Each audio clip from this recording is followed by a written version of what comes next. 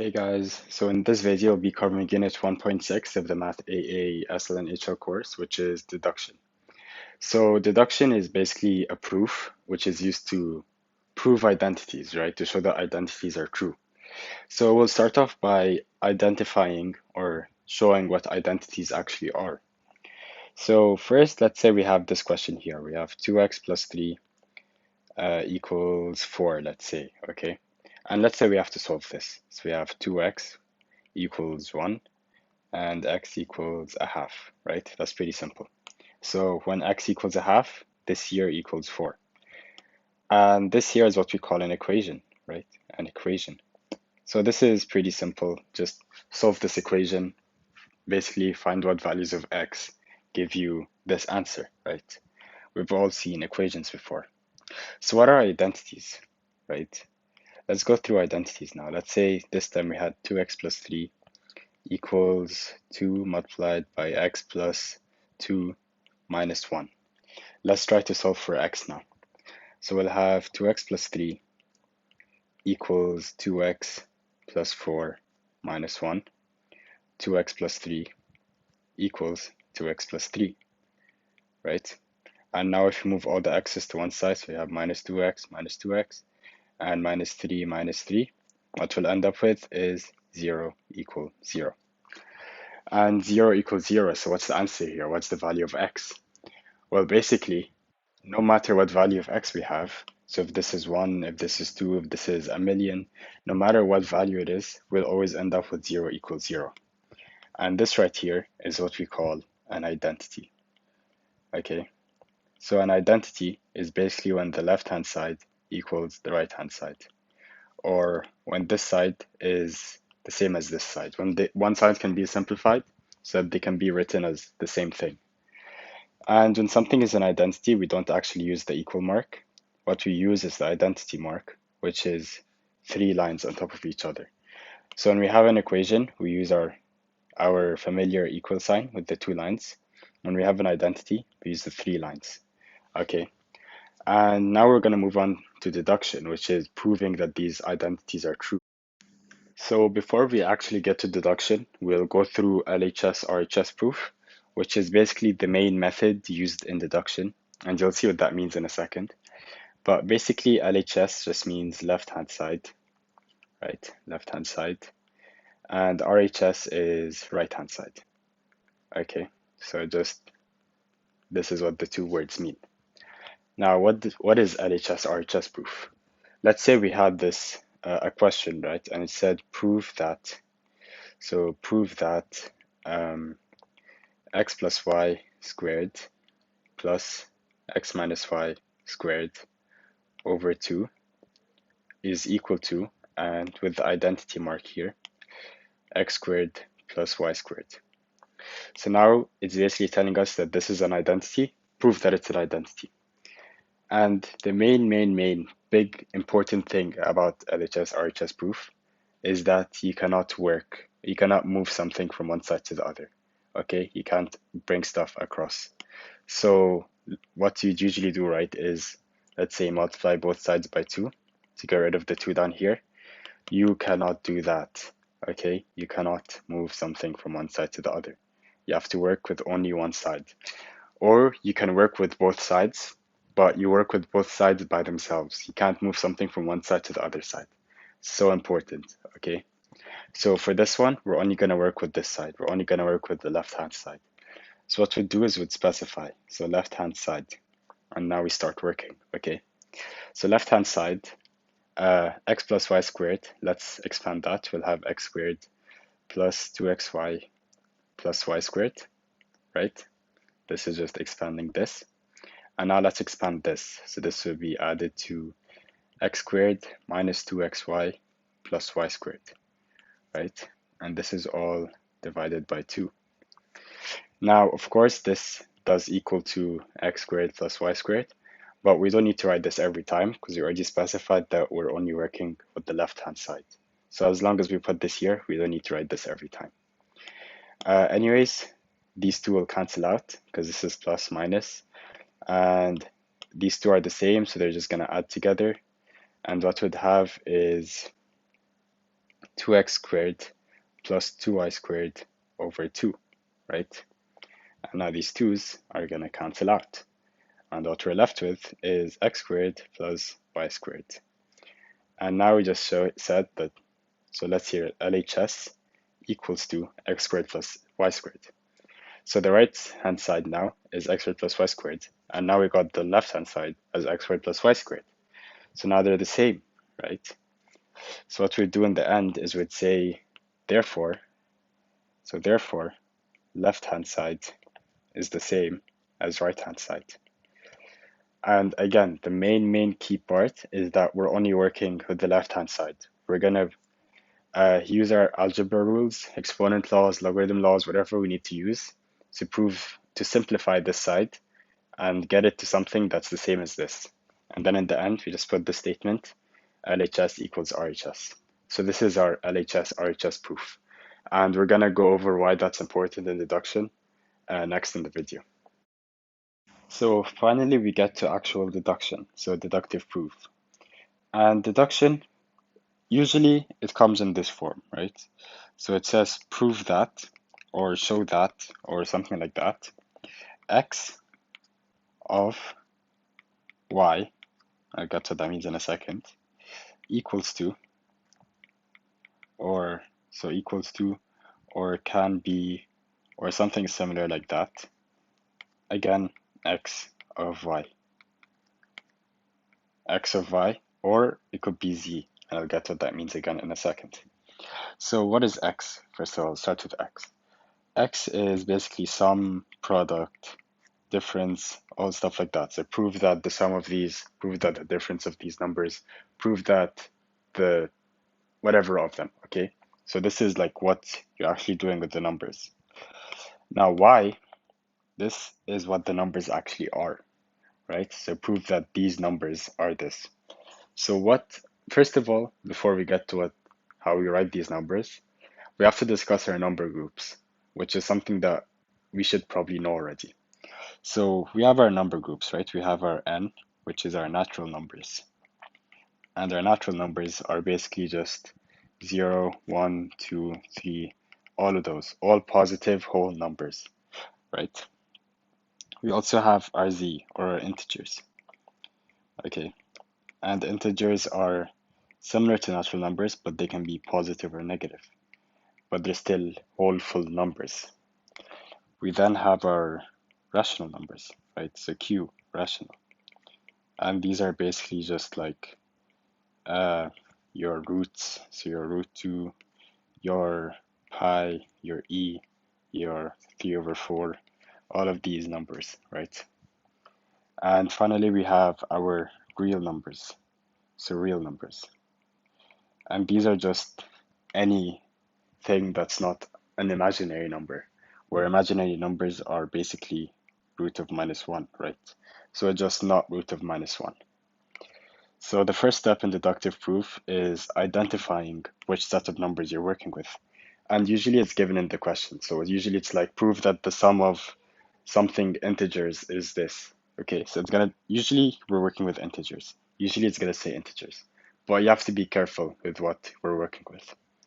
So anyways, we get to the main part, and this is what y is. So y, let's say we're gonna work with integers for now, right? But this applies to everything. So integers, prove that sum of 3 integers, for example. First of all, the way we write integers is n. So n is an integer, right? So if it asks for 3 consecutive integers, which is something that's common, 3 integers in a row, we can put this as n, n plus 1, n plus 2. And you keep going depending on how many integers they ask for. So 5 consecutive integers would go to n plus 3, n plus 4, right?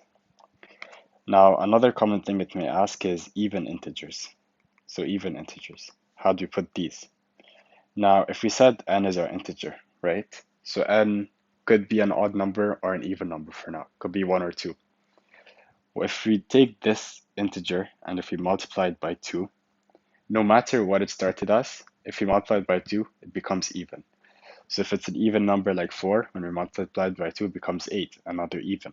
If it's an odd number like 7, when we multiply it by 2, it becomes 14, which is even. So any even integer can just be written as 2n. And then if you wanted consecutive even integers, you put 2n, 2n plus 2, 2n plus 4, and so on, right? We don't do 2n plus 1 because this would be an odd integer. Okay, so if we said that 2n is always even, if we have an even number and you add 1 to it, it always becomes odd, right? So no matter what even number, think of any even number and add 1 to it, it becomes an odd number. So what 2n plus 1 is how you'd write any odd number. And then if you wanted consecutive odd numbers, you go 2n plus 1, 2n plus 3, 2n plus 5, and so on. And another common one is like reciprocal. And this would just be 1 over n. And then you would get to other stuff like n squared, n whatever. But this is basically how deductive proof works. It could be like you could say like prove that the product of 3 consecutive integers equals to the product of the reciprocals. Okay, this is something that a deductive question, for example. And the way we'd answer this, or the way we'd prove this, is using our LHS equal to RHS proof that we just discussed earlier. Okay, so we'll do an example later on in the video of how we'd answer a question of deduction. But yeah, this is our basic idea. And what is this Z here? Well, Z basically, if it doesn't say equals to the sum of this, it could say can be, let's say, Z could be like divided by 2, right? Divided by 2, or divided by 8, right? Or it could be like even. So prove that the reciprocal of 3 even functions or 3 even numbers is even. Prove that the product of 3 consecutive odd integers can be divided by 4. Okay, so this is what deductive proof is. Prove that this can be this or equals to this, right? This is our deductive proof. So to finish off this video, I actually want to do 2 past paper questions. And this first one is actually the first question from the May 2021 Math HL exam. So this was, if you're doing Math AAHL, this is the first question on the exam which just happened. And the question is basically show that the difference of the square of 2 consecutive positive integers is equal to the sum of the 2 integers. So let's put this into words or into an equation. Sorry, not an equation, an identity, right? So the difference of the squares of 2 consecutive positive integers. So this means is n plus 1 squared minus n squared, right? The difference of their squares. And this here is equal to the sum, so n plus 1. Now, what we want to do now is we want to identify the left-hand side and the right-hand side, right? So our left-hand side is n plus 1 squared minus n squared. Our right-hand side is n plus 1. So the right-hand side, all you have to do is combine the n's and we have 2n plus 1. And now we just leave the right-hand side alone, right? We just put it as this. Now for the left-hand side, what we want to do first is we want to expand this. And what we have is n squared plus 2n plus 1, and this is minus n squared.